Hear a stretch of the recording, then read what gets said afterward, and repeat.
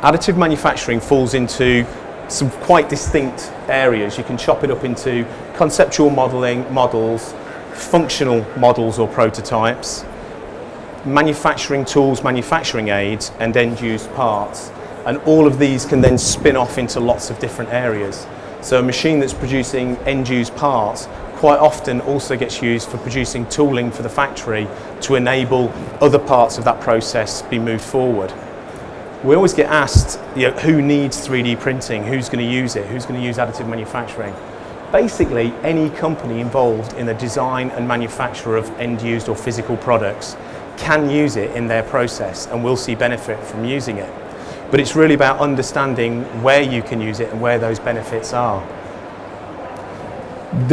One of the big myths and myths of additive manufacturing is I can use end-use parts and additive manufacturing is going to just print parts and it's very quick and it's very cheap and it's very easy. Additive manufacturing is a flat business cost. So if you look at this line here, it doesn't change. If you start here at 5 items and finish here at 1 million, the price remains the same. It's a very, very flat cost once you take out the initial cost of the capital equipment, whereas mass production is very expensive to do low volumes but starts to get cheaper as the volumes go on. And where additive manufacturing tends to fit and help into this is if you've got a product and you bring it to market and you want to produce small quantities to either market test or test the product as you're using it, additive manufacturing can help you get that product to market a bit quicker.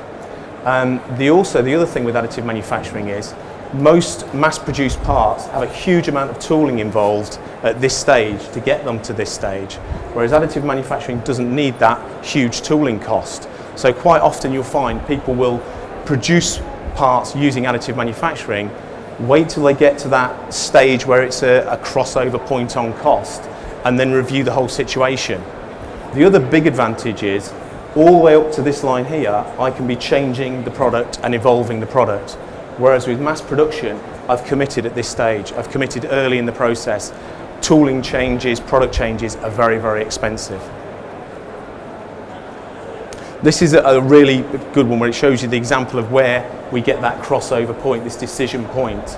And essentially, it's to the stage where you design a product, you develop a product, you don't know what the sales figures are going to be on the product. So it might be that you start off and it never gets to this stage. It's always here on terms of volume and cost.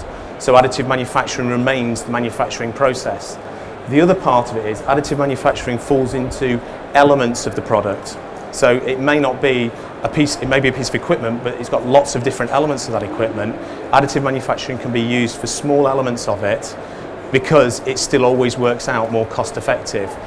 But most people that use it tend to sort of have that process in mind of where that break-even point is and where it becomes a distinct advantage.